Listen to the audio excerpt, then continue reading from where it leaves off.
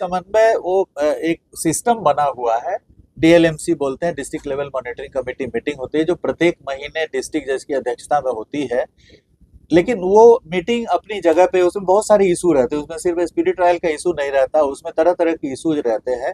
तो हम लोग जैसा कि पहले भी किए हैं कि जुडिशियरी के साथ, प्रोसिक्यूशन के साथ कॉन्फ्रेंसेस किए हैं, कई बार हम लोगों ने आयोजित कराया था जिसमें हाई कोर्ट के जजेस भी आते हैं, डिस्ट्रिक्ट जुडिशियरी के लोग आते हैं, पुलिस वाले रहते हैं, और उससे जो भी रोड ब्लॉक्स रहता है, जो भी इम्पेडिमेंट्स रहता है, उसको हम लोग रिजॉल्व करते हैं। तो उस तरह की कार्यशाला भी आयोजित की जाएगी, जुडिशियरी के साथ तालमेल और समन्वय बढ़ाया जाएगा, जैसे पूर्व में भी था।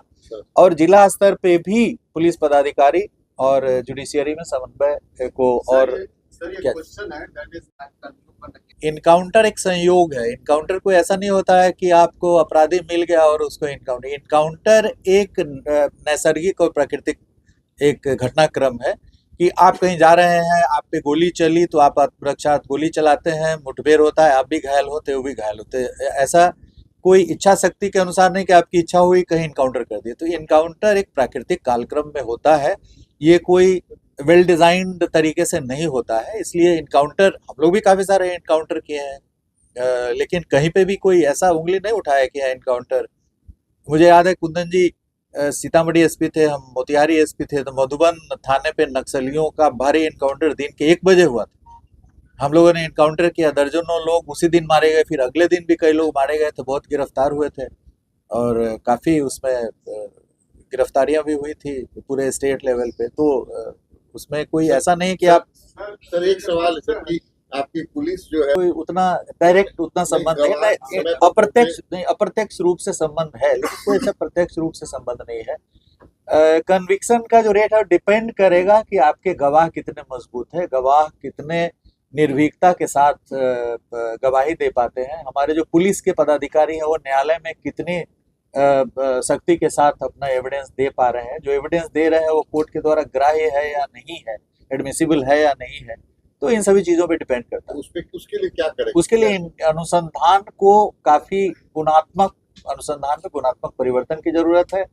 और जैसा कि आप जानते होंगे कि हमारे पास 2013 में सिर्फ पटना में ही एक एफएसएल था। आज के डेट में 3 एफएसएल फंक्शनल, 4 फंक्शनल, राजगीर भी फंक्शनल है, और 9 और रीजनल फोरेंसिक साइंस लेबोरेटरी के भवन निर्मित हो गए हैं। उपकरण के क्रय की प्रक्रिया अभी जारी है, और 1 साल के अंदर मैं उम्मीद करता हूं कि हमारे प्रत्येक पुलिस क्षेत्र में क्षेत्रीय विधि विज्ञान प्रयोगशाला कार्यरत हो जाएगा, और वैज्ञानिक अनुसंधान के आधार पर हम कांडों को जब न्यायालय में ले जाएंगे और अच्छे ढंग से प्रस्तुत करेंगे तो उसमें कन्विक्शन की संभावना काफी बढ़ेगी। इनकाउंटर एक संयोग है। इनकाउंटर कोई ऐसा नहीं होता है कि आपको अपराधी मिल गया और उसको इनकाउंटर। इनकाउंटर एक नैसर्गिक और प्राकृतिक एक घटनाक्रम है कि आप कहीं जा रहे हैं, आप पे गोली चली तो आप आत्मरक्षार्थ गोली चलाते हैं, मुठभेड़ होता है, आप भी घायल होते, वो भी घायल होते।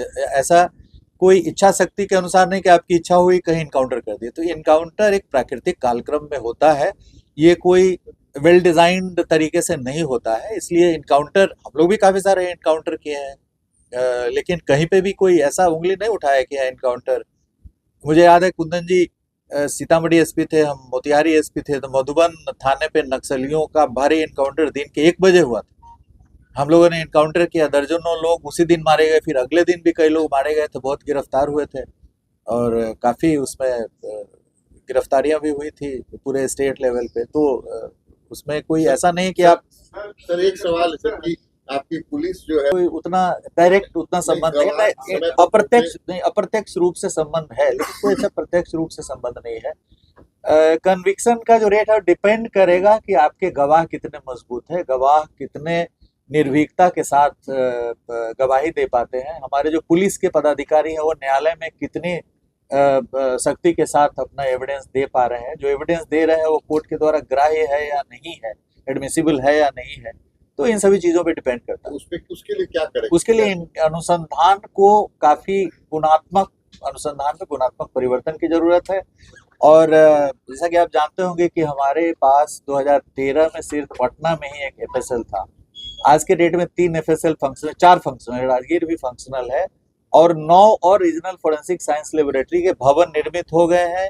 उपकरण के क्रय की प्रक्रिया अभी जारी है और 1 साल के अंदर मैं उम्मीद करता हूं कि हमारे प्रत्येक पुलिस क्षेत्र में क्षेत्रीय विधि विज्ञान प्रयोगशाला कार्यरत हो जाएगा और वैज्ञानिक अनुसंधान के आधार पर हम कांडों को जब न्यायालय में ले जाएंगे और अच्छे ढंग से प्रस्तुत करेंगे तो उसमें कन्विक्शन की संभावना काफी बढ़ेगी। के संबंध में नियमों को भी आप जानते हैं, जो संशोधन हुआ है, नियमों में संशोधन हुआ है, उसमें भी धार लाने का प्रयास किया गया है और उसके बाद पूरे राष्ट्रीय स्तर पर जितने सारे स्टेट्स हैं, यूपी हो, राजस्थान हो, सभी स्टेट्स ने इसको काफी सीरियसली लेकर के और नियम अधिनियम में भी संशोधन किया है और इसके लिए एक काफी संजीदगी के साथ, काफी सख्ती के साथ किया जा रहा है। जैसे आपने अभी देखा कि कांस्टेबल एग्जाम हुआ, उसमें किसी भी तरह की कोई त्रुटि नहीं हुई। कल जो बीपीएससी का एग्जाम हुआ उसमें भी जहां तक हम आप ही लोग मीडिया रिपोर्टिंग से देख पाए हैं कि वो कुछ अफवाहें फैली थी, लेकिन कोई इस तरह का मजबूत आधार अभी तक नहीं मिला है कि उसमें क्वेश्चन लीक हुआ। तो हमारा राज्य ही है जिसमें अभी जो बड़े स्तर पे जो कांस्टेबल का एग्जाम हुआ था वो भी बहुत बड़ा एग्जाम था, कई फेजेस में हुआ था, 4 या 5 फेजेस में हुआ था। बीपीएससी का भी एग्जाम हुआ जो सबसे महत्वपूर्ण एग्जाम है स्टेट का।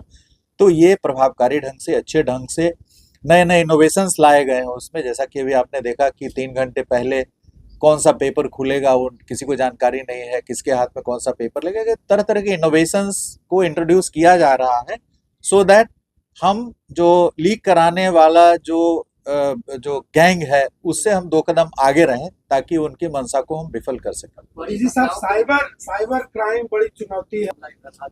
देखिए, साइबर क्राइम्स के प्रति हम लोग पिछले 10 वर्षों से लगातार काम करते आते। पहले CCSMU हम लोगों ने हर जिले में गठित किया था। अब CCSMU को हम लोगों ने कन्वर्ट कर दिया साइबर पुलिस स्टेशंस में। हर जिले में साइबर पुलिस स्टेशंस हो गए, हमारे सृजित हो गए हैं। जबकि आप साउथ इंडिया में भी देखिएगा, आंध्रा का मैं ऑर्डर देख रहा था, वहाँ हर जिले में पृथक रूप से साइबर पुलिस स्टेशंस नहीं है। तो बिहार उन कुछ राज्यों में से है जहाँ पे हर जिले में पृथक रूप से नोटिफाई हो गया साइबर पुलिस स्टेशन। उसके लिए जमीन हम लोगों ने चिन्हित कर दिया है और कई जगह उसका डिजाइन वगैरह बन रहा है। जल्द ही हम लोग साइबर पुलिस स्टेशन के लिए पृथक भवन का भी निर्माण कर लेंगे और साइबर पुलिस स्टेशन, जैसा कि आप जानते हैं कि DSP रैंक के पदाधिकारी उसके SHO हैं और साइबर थाने को काफी सुदृढ़ किया गया है 2-3 वर्षों में। और देश में हम पहला राज्य है, प्रथम स्थान पर है जो जितना साइबर फ्रॉड हुआ है उसके जो प्रतिशत बैंक में हम लोगों ने जो रोका है पैसा, जो होल्ड कराया है पैसा, उसमें Bihar is the top state जिसने I think Manavjit will say 35% और सब 35% हम लोग पैसा, यदि 100 रुपया साइबर फ्रॉड हुआ है तो 35 रुपया हम लोग बैंकिंग सिस्टम में रोक पाए हैं और जो विक्टिम है उसको उतना पैसा हम लोग in due course of time court के आदेश से हम लोग मुहैया करा देंगे। इसलिए साइबर क्राइम के प्रति जो सजगता है, सचेतता है बिहार में, वो किसी अन्य राज्य से कम नहीं है। लेकिन इसमें बहुत कुछ करने की जरूरत है, इसमें बहुत ही ज्यादा कुछ करने की जरूरत है, क्योंकि एकदम ऑर्गेनाइज्ड क्राइम का रूप ले चुका है और तरह तरह के इसमें लेवल्स पे लोग काम कर रहे हैं, भारी संख्या में लोग काम कर रहे हैं। इसलिए इसको राज्य की पुलिस काफी संजीदगी के साथ लेगा, पूरा प्रयास करेंगे। जितने हमारे पर्यवेक्षी पदाधिकारी हैं अनुसंधान की समीक्षा करेंगे और केसेस के डिस्पोजल पे बल रहेगा। जो लॉ एंड ऑर्डर से संबंधित केसेस हैं उसमें जो भी गिरफ्तारियां वांछित है उसको एक अभियान चलाकर युद्ध स्तर पर उनकी गिरफ्तारियां होंगी। लॉ एंड ऑर्डर से रिलेटेड केसेस को भी हम लोग स्पीडी ट्रायल में लेंगे, क्योंकि शुरू में तो कुछ गिरफ्तारियां हो जाती है लेकिन शेष गिरफ्तारियां काफ़ी लंबे समय तक लंबित रह जाती हैं किसी किसी कांड में। तो उन सभी की समीक्षा की जाएगी और उनमें भी हम लोग स्पीडी ट्रायल वगैरह कराएंगे, पूरा प्रयास करेंगे। जितने हमारे पर्यवेक्षी पदाधिकारी हैं अनुसंधान की समीक्षा करेंगे और केसेस के डिस्पोजल पे बल रहेगा। जो लॉ एंड ऑर्डर से संबंधित केसेस हैं उसमें जो भी गिरफ्तारियां वांछित है उसको एक अभियान चलाकर युद्ध स्तर पर उनकी गिरफ्तारियां होंगी। लॉ एंड ऑर्डर से रिलेटेड केसेस को भी हम लोग स्पीडी ट्रायल में लेंगे, क्योंकि शुरू में तो कुछ गिरफ्तारियां हो जाती है लेकिन शेष गिरफ्तारियां काफ़ी लंबे समय तक लंबित रह जाती हैं किसी किसी कांड में। तो उन सभी की समीक्षा की जाएगी और उनमें भी हम लोग स्पीडी ट्रायल वगैरह कराएंगे। नहीं, we have done excellent work in gender based violence. आपको याद होगा कि एक दौर था जिस समय वीडियो वायरल, आई थिंक 2017-18 में काफ़ी सारे केसेस हुए थे वीडियो वायरल के। राजगीर में रिकॉल की एक बबनी कांड हुआ था जिसमें हम लोगों ने सिर्फ वीडियो क्लिप पे डिटेक्ट करा और उसमें गृह मंत्रालय द्वारा पुरस्कार भी दिया गया था नीलेश जी को, और उसको रिकॉर्ड टाइम में हम लोगों ने ट्रायल करा करके सजा भी कराया था। करीब दर्जनों कांड जेंडर बेस्ड वायलेंस के आए थे। वीडियो वायरल वाला एकदम हर सप्ताह में उस समय आ रहा था, तो उस पर हम लोगों ने काबू पाया था। सर ये पेपर लीक का कार्रवाई की गई? तो जो भी केसेस दर्ज हो रहे हैं उसमें जो बैकएंड्स पे भी और फॉरवर्ड लिंकेज और बैकवर्ड लिंकेजेज है वो देखा जाएगा कांडों में कि backward linkages and forward linkages पे काम हुआ है या नहीं हुआ है। यदि नहीं हुआ है तो उस पर कड़ी कार्रवाई की जाएगी या गहन समीक्षा की जाएगी कांडों की। और कांडों की समीक्षा मैं 9 साल लगभग सीआईडी में रहा हूँ, तो केस की समीक्षा कैसे की जाएगी उसका अनुभव हमें पूर्व से भी प्राप्त है। तो केसेस की समीक्षा वार फुटिंग पे कराएंगे और जो भी आईओ इसमें वांटिंग पाए जाएंगे, जो पाए जाएंगे लापरवाह सुस्त पाए जाएंगे, उनको डिसमिसल की कार्रवाई की जाएगी। भारी संख्या में हम लोग रूथलेसली उनको निकाल देंगे पुलिस से। हमारा मूल अपराध नियंत्रण हमारा मूल उद्देश्य है। अपराध नियंत्रण के लिए पुलिस की विजिबिलिटी बढ़ाई जाएगी और अभी हमारे पास डायल 112 के भी करीब 2000 वाहन उपलब्ध हो गए हैं। तो डायल 112 हो या थाने के अंदर जो पेट्रोलिंग व्हीकल्स है, रोड पेट्रोल्स के लिए भी व्हीकल्स खरीदे गए हैं। तो ये जितने भी प्रकार की पेट्रोलिंग है, beat road patrolling, beat foot patrolling, beat शहरी पेट्रोलिंग हो, और पदाधिकारियों को सड़क पे दिखना चाहिए, उनकी विजिबिलिटी हम लोग देखेंगे। जो भी डीएसपी है, इंस्पेक्टर है, they should be seen on the road. वो घर में बैठने के लिए नहीं है, जो पहले भी चलता था कि आपको संध्या गश्ती करना है, इवनिंग पेट्रोलिंग मैंडेटरी है, नाइट पेट्रोलिंग मैंडेटरी है। तो जो हमारे पदाधिकारी हैं वो रात में भी दिखें, दिन में भी दिखें, उनकी विजिबिलिटी अधिक से अधिक हो, ये इंश्योर कराया जाएगा। बीट पेट्रोलिंग शुरू की जाएगी, व्हीकल पेट्रोलिंग आदि शुरू की जाएगी। तो पेट्रोलिंग पे हमारी नजर रहेगी, काफी पैनी नजर रहेगी। क्योंकि पुलिस का कार्य कानून में परिभाषित है। जो कर्तव्य है वो सबसे बड़ा कर्तव्य है। जो गुड गवर्नेंस है, सुशासन है, उसका सबसे बड़ा स्तंभ है रूल ऑफ लॉ। तो कानून का शासन स्थापित करना हमारी सर्वोच्च प्राथमिकता रहेगी। कानून के शासन को स्थापित करने के लिए जितने भी नियम, परिनियम, अधिनियम है, सभी को प्रभावकारी ढंग से लागू किया जाएगा और अपराधियों पर काफी सख्त नकेल कसा जाएगा और अपराधियों पर चतुर्दिक दिशा से प्रयास किया जाएगा। इन्वेस्टिगेशन को प्रभावी किया जाएगा। स्पीडी ट्रायल में धार लाने की कोशिश की जाएगी, क्योंकि स्पीडी ट्रायल पूर्व में भी सुशासन को बुलंद करने में, स्थापित करने में एक प्रबल भूमिका निभाई है और इसका एक बड़ा संकेत जाता है अपराधियों में। स्पीडी ट्रायल को काफ़ी सख्ती से लागू किया जाएगा। जो भी वेल डिटेक्टेड केसेस हैं, अच्छे ढंग से उद्भेदित केसेस हैं जिसमें साक्ष्य की प्रचुरता है, उन कांडों को चिन्हित कर उसको स्पीडी ट्रायल के तहत लिया जाएगा। जो भी गंभीर कांड है जिससे लॉ एंड ऑर्डर प्रभावित होता है। अभी आपने देखा होगा कि बीएनएसएस में अपराधियों के द्वारा अर्जित संपत्ति को जब्त करने के लिए पृथक प्रावधान का समावेश किया गया। पहले था कि हम लोग एक पोस्ट ऑफिस का काम करते थे और ईडी के यहाँ भेजते थे अटैचमेंट के लिए, लेकिन अब जो बीएनएसएस में संशोधन हुआ है उसमें अलग से प्रावधान किया गया है कि पुलिस के पदाधिकारी जो अपराध से अर्जित संपत्ति है उसको भी अटैच कर सकते हैं। तो इस प्रावधान को हम लोग सख्ती से लागू करेंगे, थाना स्तर पे लागू करेंगे और हर थाना को कम से कम महीने में 1-2 ऐसे मामले चिन्हित करने पड़ेंगे, पता लगाने पड़ेंगे अपराधियों की संपत्ति को और उसको त्वरित रूप से सप्ताह भर 10 दिन के अंदर में उसको अटैच करने का पावर पुलिस को है। तो उसको हम लोग सख्ती से लागू करेंगे। जो नया प्रावधान आया है अभी बीएनएसएस में, जो पहले हम लोग ईडी के माध्यम से कराते थे, अब पुलिस जो पहले सीआरपीसी की धारा 102 में हमें सकती थी, अब बीएनएसएस में उसको और विस्तारित किया गया है और उसमें प्रबलता, प्रखरता लाई गई। उसका हम लोग प्रयोग करेंगे भरपूर ढंग से और उसका तुरंत हम लोग प्रारंभ करा देंगे। इसके बाद जो आर्म्स एक्ट के अंतर्गत, उसके बाद फिर जो एनडीपीएस के अंतर्गत है या लीकर जो हमारा प्रोहिबिशन एक्ट है उसके अंतर्गत जो केसेस दर्ज हो रहे हैं, उससे जो संपत्ति अर्जित कर रहे हैं उसको भी लिया जाएगा इस दायरे में।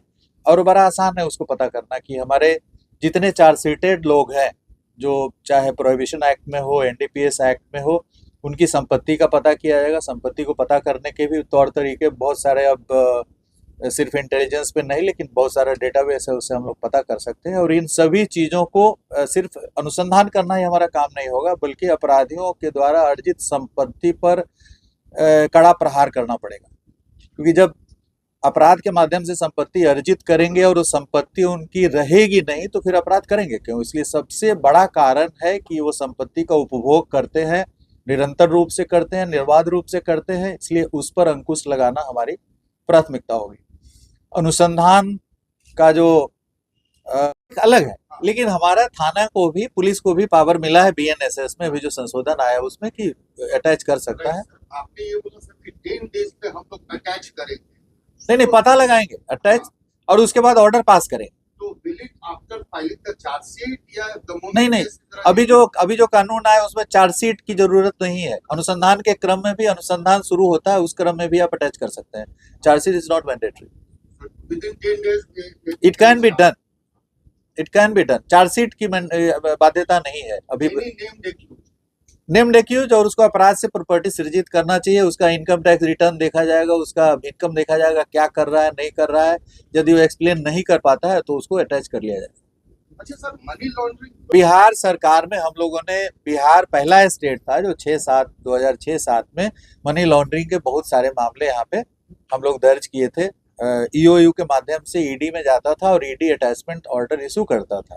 और हम अग्रणी राज्य रहे हैं उन दिनों। जो 2005 में पीएमएलए एक्ट अधिनियमित हुआ उसमें हम लोग अग्रणी राज्य थे उन दिनों में अटैचमेंट में। यूएपीए में भी हम लोगों ने बहुत सारी संपत्तियां अटैच की थी। कई बड़े बड़े जो एरिया कमांडर्स वगैरह थे उनके गाड़ी घोड़ा सब, बस वगैरह भी जब्त किया गया था कई राज्यों में, कई जिलों में। I will not name the district. तो यूएपीए में संपत्ति अटैचमेंट और पीएमएलए में संपत्ति अटैचमेंट में हम लोगों ने काफी ये किया था। एक और 1948 का एक ऑर्डिनेंस है, उसमें भी संपत्ति जब्त हुआ था। 102 सीआरपीसी में भी 4-5 तौर तरीके हैं संपत्ति जब्त करने के अपराधियों के, तो वो हम लोग कर चुके हैं। बिहार पुलिस को अनुभव ऑलरेडी है पहले से, तो उसको फिर से एक बार सख्ती से हम लोग लागू करने की कोशिश करेंगे। सर आखिरी सवाल है कि मनोबल तभी बढ़ेगा जब अपराधी का मनोबल गिरेगा। अपराधी का मनोबल गिरेगा जब अपराधी पर पुलिस भारी पड़ेगी। भारी तब पड़ेगी जब विजिबिलिटी रहेगी, केस का अनुसंधान रिकॉर्ड टाइम में होगा, चार्जशीट समर्पित होगा रिकॉर्ड टाइम में, जो भी टाइम निर्धारित है उसमें, और हम लोग उसको सजा करा करके जेल के अंदर संसीमित करने में सक्षम हो पाएंगे। बिहार की जनता सर क्या अपील करेंगे न्यायाधीश बने? बिहार की जनता से हमारी अपील है कि जो पुलिस की व्यवस्था है, अवधारणा है, जो भी कानून है, वो सिर्फ पुलिस के लिए नहीं है, उसमें हर स्टेप पे जनता का इन्वॉल्वमेंट है। हम घटनास्थल पे जाते हैं, वहाँ कोई चीज हम सीज करते हैं तो उसमें जो विटनेस बनता है पुलिस नहीं रहता, पब्लिक रहता है। 2 इंडिपेंडेंट विटनेसेस को हम लोग लेते हैं। हम गवाही लेते हैं, जनता की गवाही लेते हैं कि आपने क्या देखा। जनता फिर जाती है कोर्ट में गवाही देती है। तो एक पुलिस आइसोलेशन में नहीं काम करती है। पुलिस और पब्लिक का एक जो मिश्रण है वो जब कारगर ढंग से काम करेगी तभी हो सकता है। पुलिस पूरी सख्त है और जनता हॉस्टाइल हो रही है, कोर्ट में जाकर गवाही नहीं दे रही है, तो सजा ऑब्वियसली नहीं होगा। इसलिए ये पुलिस की जो अवधारणा है, जैसे इंग्लैंड में भी कहा गया है कि police is public and public is police, माने दोनों में कोई भेद नहीं है। पुलिस को भी जो पावर है वो जनता को भी पावर है। राइट टू प्राइवेट डिफेंस में ही जो आप मुठभेड़ कह रहे हैं वो क्या है? राइट टू प्राइवेट डिफेंस है। हम पे क्रिमिनल गोली चलाया, हम भी गोली चलाया, जनता को भी प्राइवेट डिफेंस है। आपको यदि कोई गोली चलाएगा आप भी गोली चला सकते हैं। तो जो भी पावर्स पुलिस को है वो मोटा मोटी उन शक्तियों का प्रयोग जनता भी अरेस्ट कर सकती है, लेकिन अरेस्ट करके उसको पुलिस को सूचित करना है। हम अरेस्ट करके थाना के हाजत में सीधे ले आते हैं, हमको किसी को हैंड ओवर नहीं करना है। लेकिन जनता को भी अरेस्ट का पावर है। किसी क्रिमिनल को जनता भी अरेस्ट कर सकती है, लेकिन अरेस्ट करके उसका नियम है कि आपको पुलिस को सूचित करना है। तो जो भी पुलिस को पावर्स है, हमारे पास हथियार है, आपके पास भी हथियार, आप लाइसेंस है हथियार लेकर के आप हथियार रख सकते हैं। तो जितने प्रावधान पुलिस के लिए किए गए हैं वो जनता के लिए उन सभी प्रावधानों को रखा गया है कानून में। तो जनता से अपेक्षा है कि आप पुलिस के साथ कंधे से कंधे मिला करके और अपराधियों के खिलाफ जिहाद छेड़ें। जनता यदि सीधे बैठी रहेगी और सोचेगी कि पुलिस आकर के गश्ती भी करे, अनुसंधान भी करे, सजा भी दिला दे, हम कोर्ट में गवाही भी नहीं देंगे, हम सीजर लिस्ट बनाने के लिए पुलिस जब आती है वहां से भाग जाएंगे, हम सीजर लिस्ट पे हस्ताक्षर भी नहीं करेंगे, हम गवाही नहीं देंगे, हम विटनेस नहीं बनेंगे, तो ये पूरी व्यवस्था नहीं चल सकती है। सर एक सवाल सर कि बहुत सारे मामले हम लोग बहुत सारे कांडों में पहले गए हैं, जो हाई कोर्ट में अपील में जो एक्विटल हुआ है उसमें हम लोगों ने, सुप्रीम कोर्ट में बहुत सारे मामले में संवेदनशील मामले थे उसमें हम लोग पहले गए हैं, तो उसकी समीक्षा होगी। जो भी अभियोजन का जो हायरार्की है उसमें समीक्षा होगी और जब फिट पाया जाएगा तो उसमें हम लोग अपील में जाएंगे और हम लोग जाते रहे। सर, बिहार में शराबबंदी के बाद जिहाद पर जिलों यहाँ की पूर्ण नशाबंदी की दिशा में जो स्मैक और हेरोइन वगैरह वगैरह, जैसे आपने देखा होगा कि अभी 2-3 दिनों के अंदर में कई जिलों ने भारी मात्रा में स्मैक वगैरह बरामद किया। तो ऐसा नहीं है कि हम स्मैक के प्रति, हीरोइन के प्रति हम आंख बंद किए हुए हैं। हम लोग पूरी तरीके से सचेत हैं, चाहे वो दारू हो या जो एनडीपीएस जो स्वापक औषधियां हैं उसके सिलसिले में भी हम लोग सजग, उसको और भी तेज करने की जरूरत है। जो जब पुलिस में जब प्रतिशत बढ़ा है और पुरुष और जैसे पुरुष प्रधान हमारी पुलिस रहती थी, महिलाओं की संख्या बढ़ी है और वो एक ही प्रेमिसेस में रहते हैं, तो मतलब संभावना है कि वहाँ पे जेंडर, जब दोनों ही जेंडर रहेंगे तो कुछ न कुछ शिकायतें आएगी। तो उसके लिए हमारी यहाँ व्यवस्था है, हर ऑफिस के अंदर जो वर्क प्लेस हरासमेंट एक्ट है वहाँ पे वर्क प्लेस पर, तो उसके अंदर वो कमेटी बनी हुई है और रिपोर्ट करने के बाद इस पर कार्रवाई होती है। चलिए थैंक यू सो मच।